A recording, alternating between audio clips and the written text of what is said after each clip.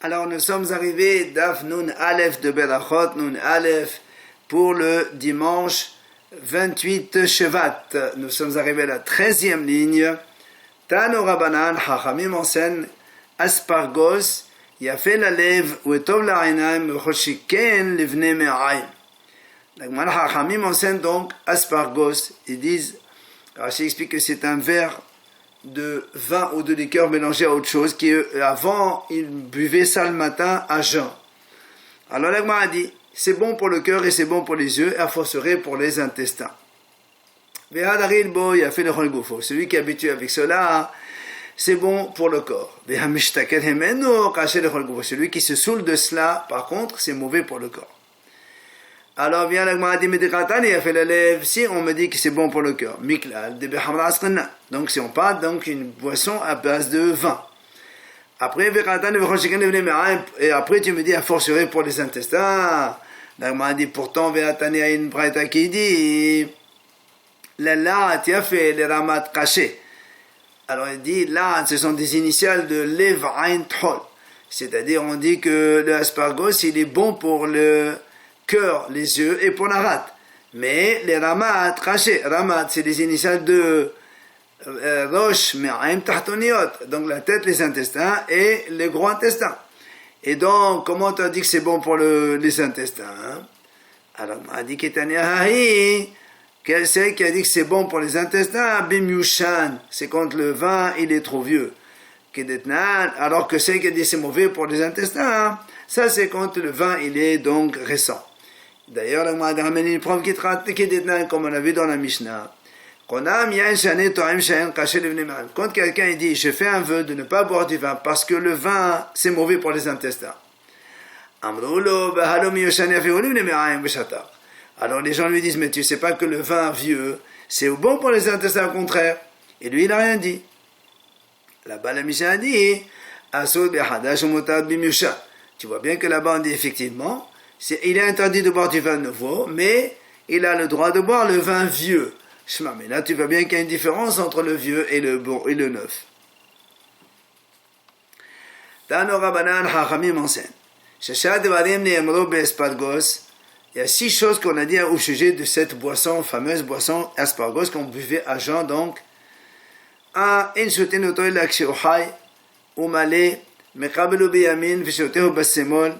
Donc, la Roi dit comme ça, on le boit que quand il est high, c'est-à-dire sans couper avec de l'eau. Et malé, le verre il est plein. Mais on le reçoit avec la main droite et on le boit avec la main gauche. On n'a pas le droit de parler après avoir bu cela. On n'a pas le droit de s'interrompre quand on le boit d'un seul trait. Et on ne le rend qu'à celui qui nous l'a donc donné. Et on crache après avoir bu cela. Et on ne l'accompagne qu'avec la même espèce que de ce dont il est fait. Alors la m'a dit, pourtant la Braïta a dit, on ne l'accompagne qu'avec du pain. Comment toi tu dis, on l'accompagne qu'avec le produit dont il est issu? Alors la m'a dit, la kasha, il n'y a pas de question. Pourquoi? Ha bet hamra, ha bet shikhra. Quand il est fait avec du vin, à base du vin, cet aspargos, là, effectivement, il faut manger du pain derrière. Mais s'il est fait à base de liqueur, là, il faut l'accompagner avec le même produit. C'est-à-dire, si c'est liqueur de figues, tu mangeras des figues. Liqueur de dattes, tu mangeras des dattes, et ainsi de suite. La Gemara dit, Tanya Hada, il y a une première braïta qui dit, le aspargos, il est les la'atafé, les ramat caché. Comme on a expliqué, donc les initiales, lev ain tchol. Il est bon pour le cœur, les yeux et pour la rate, mais il est mauvais pour la tête, les intestins et les gros intestins. Mais Tanya Hada, il y a une braïta contraire. Elle dit, les ramat yafé, les la'at caché. C'est bon pour la tête, les intestins et les gros intestins, et c'est mauvais pour le cœur, les yeux et la rate. Alors c'est contradictoire. La kashia, habet hamna, habet shikhra. On m'a dit, quand c'est pour quand il est à base de vin, et l'autre c'est quand il est à base de liqueur. Là aussi, la Gemara ramène 2 braïtotes contradictoires. Si quelqu'un il crache après avoir bu ce verre-là d'aspargos, il va tomber malade. Et l'autre braïta dit au contraire, s'il ne crache pas, il va tomber malade. Alors on répond, habet hamra, habet shikhra. Là aussi. Quand c'est Jbit Hamra du vin, il ne doit pas cracher. S'il crache, c'est pas bon. Et si de la liqueur, là, s'il n'a pas craché, au contraire, il aura des maladies. Amad Abashi, il a dit Rabashi, c'est donc quand on dit que s'il crache pas, il va donc tomber malade. Mais dans ces cas-là, même si le roi passe devant toi, tu es obligé de cracher pour ne pas tomber malade. Amar Rabbi Ishmael ben Elisha. Il a dit Rabbi Ishmael ben Elisha, Shoshat Varim Sahli, Samechvav Rishud Alf Lamed Salapanim. Donc 3 choses, il m'a enseigné l'ange, l'intérieur, donc c'est comme le ministère de l'intérieur, donc l'ange le plus proche d'Hachem. Il lui a dit, premièrement, ne prends pas ton habit le matin de la main du shamash pour t'habiller. Ne le fais pas comme ça, tu le prends tout seul et tu t'habilles. Deuxième chose, ne te lave pas les mains le matin de quelqu'un qui ne sait pas lui-même laver encore les mains. Troisième chose,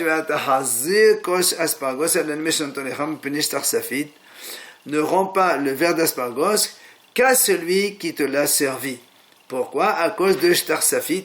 C'est un problème de démon. Il y en a qui disent c'est un groupe d'anges mauvais. Mais ça peine l'Adam, ils attendent l'homme pour l'atteindre et ils disent et maintenant Adam l'idée quand est-ce qu'un homme il arrive à faire une de ces 3 choses là pour qu'on lui fasse du mal.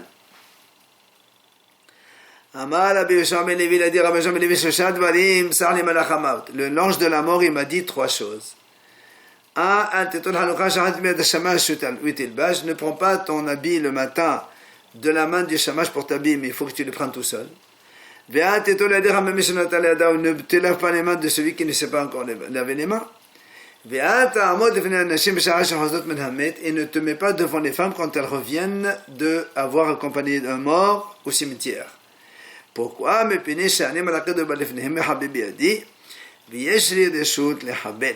Parce que moi je danse entre elles et j'ai mon épée dans la main et j'ai l'autorisation de faire du mal à tout le monde, donc ne te mets pas devant. Alors l'agma dit si un homme il s'est retrouvé comme ça en face de femmes qui revenaient du cimetière, qu'est-ce qu'il fait? Alors l'agma dit il saute 4 pas de sa place. Si un fleuve, il le traverse. Les îles, si un autre chemin, il prend un autre chemin. Si un mur, il se met derrière le mur. S'il n'y a pas de toutes ces solutions, il tourne sa tête, il dit il dit ce passage-là, qu'est-ce que les femmes, elles passent devant lui.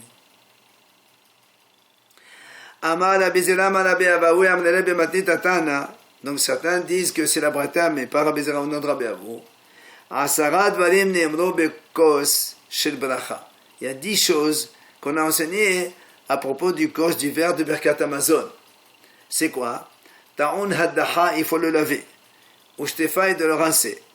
Hay, on le sert sans le couper avec de l'eau. Au malais, il doit être plein. Retour, on va expliquer ce que c'est. Retouf aussi. Notre l'eau, il le prend avec ses 2 mains et après il le met à la main droite pour faire la bracha sur le verre. Il le soulève à 10 cm du sol, ou donc du plan de la table. Et il le regarde tout le temps. Certains disent qu'il faut aussi donner, donc après le servir à sa femme et aux membres de la maison. Amar Rabbi Yohanan, il dit Rabbi Yohanan, nous on connaît que 4 seulement. Le laver, le rincer, le servir donc nature, sans couper avec de l'eau, ou malé et plein. Tana, maintenant le Gemara nous expliquer toutes ces notions. Quand on a dit on le lave de l'intérieur. Ou shtifa, quand on a dit on le rince, mais barros de l'extérieur. Amar Rabbi Yohanan, quand on a bébalir à cause malé, celui qui fait la bracha sur un verre plein, on lui donne un héritage sans limite. Shenemar, on malé belkat anonai, yam medarom yirasha. Donc, celui qui est malé, il aura la bénédiction d'Hachem, yam medarom yirasha, il héritera l'ouest et le sud. Rabbi Yossi ben Hanina, Rabbi Yossi lui dit, il méritera les 2 mondes, en amazé, en amaba. Aïtour, qu'est-ce que c'est Aïtour? Il couronne le verre du Kos Bekat avec des Talmidim, plein de disciples à côté de lui. Rav Hazda, lui, il entoure le verre du Kos Bekat Amazon avec d'autres verres autour de lui. C'est-à-dire, il est nature sans avoir été coupé. Et donc, ça veut dire que quand on le prend nature comme ça. Après, on va le couper avec de l'eau. C'est là où on va le couper avec de l'eau. Aïtouf, c'est quoi Aïtouf? Il se prend donc un talit, un habit, donc il s'enveloppe avec et il fait la bracha sur le verre. Ravasi parlait soudar léché. Ravasi, lui, mettait comme une sorte de chapeau sur la tête avant de faire Birkat Amazon et faire la bracha sur ce verre. Notre on le prend avec ses deux mains. Amada Behina Papa, Meir la d'où tu as pris cela? Il dit parce que dans le passage c'est marqué, c'est où il dit Adonai. Levez vos mains vers le Kodesh bénissez Hachem. Donc on prend les deux mains. Et notre nous la yamin et on les met donc la main droite. Amada Behia Balaba Malabi Hanan. Les premiers ont posé cette question. Est-ce que c'est molle? Est-ce qu'avec la main gauche on peut aider ou c'est la main droite quand on attrape le verre, oui ou non, pour le bracha, donc du verre sur le Birkat Amazon? Amar la Rabashi, il a dit Rabashiho. Puisque les premiers se sont posé la question et ils n'ont pas répondu à cette question. Nous on est mahmir et on ne cède pas avec la main gauche. On ne prend que avec la main droite. On ne soulève donc du plan de table tefah 10 cm. D'où on a appris cela? Parce que c'est marqué dans le passouk,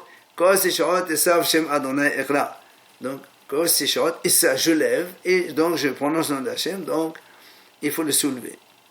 Et pourquoi on le regarde? Pour ne pas oublier qu'on a donc le verre pour faire le bracha dessus. Après on a dit on le voit à sa femme, Bimatana donc cadeau, qui est comme ça sa femme elle aura les bénédictions aussi. Et la Gemara raconte, il est arrivé donc chez Rav Nachman, il a mangé son repas avec du pain, et il a fait Birkat Amazon. Et après avoir fait la bracha sur le verre, il a donné à Rav Nachman. Rav Nachman il a dit à Oula, envoie aussi un verre de bracha à ma femme Yalta. Amali, il lui a répondu Oula, le fruit du ventre de la femme ne se bénit qu'à travers le fruit du ventre de l'homme. Donc si toi tu as le verre, automatiquement lui aussi elle est bénie. Comme c'est marqué dans la Torah, Hachem bénira le fruit de ton ventre. Il parle à l'homme, donc tu vois bien que c'est à travers toi que ta femme sera bénie. La Braïta enseigne la même chose. Où on a vu que les fruits donc, de la femme ne se bénissent qu'à travers celui de son mari.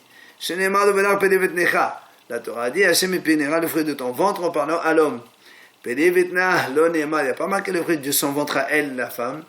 Et la pédibétera met ton ventre à toi. Donc, là, il lui a dit, je te donne à toi, et ça suffit.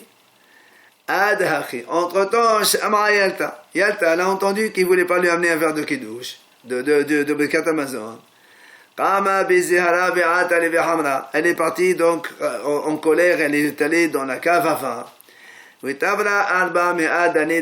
a cassé 400 cruches de vin. Rav Nachman il a dit envoie-lui un autre verre s'il te plaît. Alors il a envoyé un autre verre. Il lui a dit voilà tout le vin qu'il y a dans la cruche et se trouve dans ce verre là, dans cette bracha aussi. Elle lui a envoyé comme message mais calmé. C'est-à-dire celui qui répète toujours beaucoup de choses ou bien celui qui laisse des habits sales avec quand on laisse un habit sale on ne le lave pas, il y a les poux qui arrivent et donc ça veut dire pour lui dire que ça sert à rien de parler, c'est pour rien maintenant que tu parles. Amar Ravasi dit on ne parle pas donc quand on a un verre donc pour faire la bracha. Amar Ravasi, Ravasi dit autre chose, on ne fait pas la bracha sur un verre de malheur. Alors il m'a dit, qu'est-ce que c'est? C'est quoi un verre de malheur?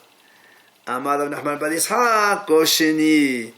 Il veut dire à Nachman que si c'est un deuxième verre, celui qui a bu qu'un seul verre au repas et ça c'est un deuxième, à cause des zugot, on en a parlé avant, il ne faut pas boire deux verres, il faut boire toujours un chiffre impair.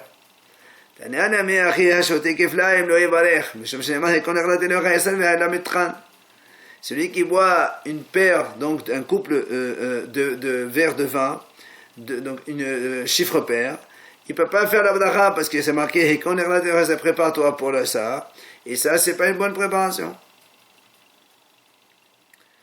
Amar Rabbi Abaoui Amdeleh Bemati Tatana. Rabbi Abaoui dit, certains disent que c'est dans la bracha que c'est marqué. Ha'ochel ou mehalech mebalech me'om. Celui qui mange en marchant, il fait Birkat Hamazon debout. Ha'ochel me'omed mebalech me'om. Celui qui mange debout, il fait la bracha Birkat Hamazon assis. Et quand il est accoudé pour manger, il s'assoit pour faire Birkat Hamazon. Mais la Gemara conclut dans toutes les situations qu'il a mangé, toujours on s'assoit pour faire Birkat Hamazon. On a fini avec ce pérek, on passe au pérek 8e suivant. La Mishnah a dit voici les différentes mahlokot, les divergences entre Beit Shammai et Beit Hillel concernant la Serouda. Première divergence, Beit Shammai omrim mevarech al hayom v'achar mevarech al hayan, ou Beit Hillel omrim mevarech al hayan v'achar mevarech al hayom. Beit Shammai disent quand on fait le kiddush vendredi soir ou Shabbat ou veille de fête, d'abord on fait la bracha mekadesh Shabbat ou mekadesh salva zemanim, et ensuite borei pelei gefen. Beit Hillel ils disent non, d'abord borei pelei gefen et après le mekadesh Shabbat ou mekadesh salva zemanim. Deuxième mahloket. Beit Shammai omrim noten la yadayim v'achar mozen et hakos, Beit Hillel omrim mozen et hakos v'achar noten la yadayim. Beit Shammai disent d'abord on fait Netilat Adam, après on sert le vin pour le kiddush. Beit Hillel disent non, d'abord on sert le vin pour le kiddush et après on se lave les mains. Troisième, Beit Shammai omrim mechaneh hadav b'mapa u'manecha al shulchan, Beit Hillel omrim ala kesat. Beit Shammai disent quand on se lave les mains, on va s'essuyer dans une serviette et après on la pose sur la table, la serviette humide. Et Beit Hillel disent non, on la pose pas sur la table, on la pose sur le divan sur lequel on est accoudé. Quatrième mahloket, Beit Shammai omrim mechabedim et habat v'achar noten layadayim, Beit Hillel omrim noten layadayim v'achar mechabedim et habayit. Beit Shammai disent d'abord on fait le balai dans la maison pour enlever tous les miettes de pain et ensuite on fait ma'im aharonim pour faire berkat. Au Beit Hillel disent non, on fait ma'im aharonim mais après on balaye. Cinquième mahloket, Beit Shammai omrim nero mazon b'samim v'havdala, Beit Hillel omrim nero v'samim mazon v'havdala.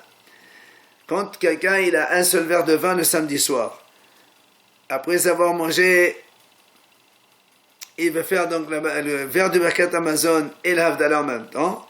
Selon Beit Shammai, on fait d'abord la bracha sur le ner, Borei Moraesh, Birkat Hamazon, ensuite Bessamim et ensuite Havdalah.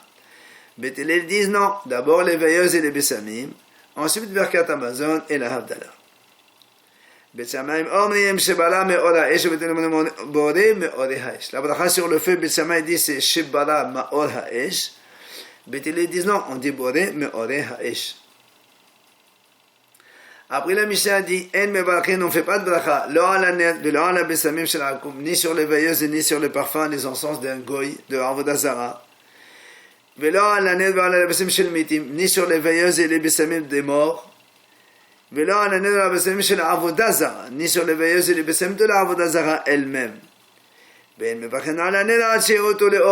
fait la bracha sur les veilleuses que quand on profite bien de cette lumière de la veilleuse.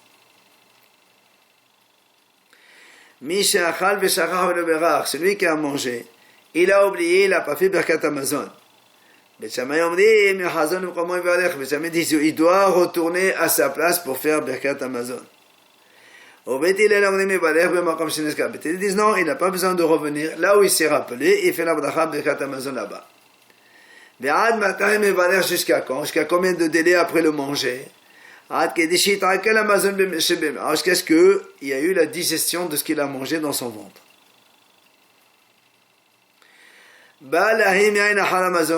Si on leur a servi donc du vin après le repas, avant Birkat Hamazon, s'il n'y a que ce verre-là, Beit Shammai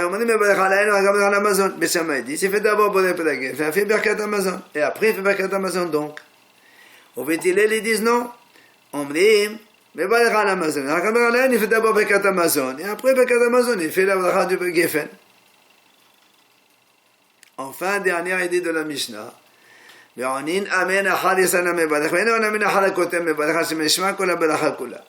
répond Amen si on entend un juif qui a fait une bracha, même si on n'a pas entendu le début de la bracha, mais on n'a entendu que la fin.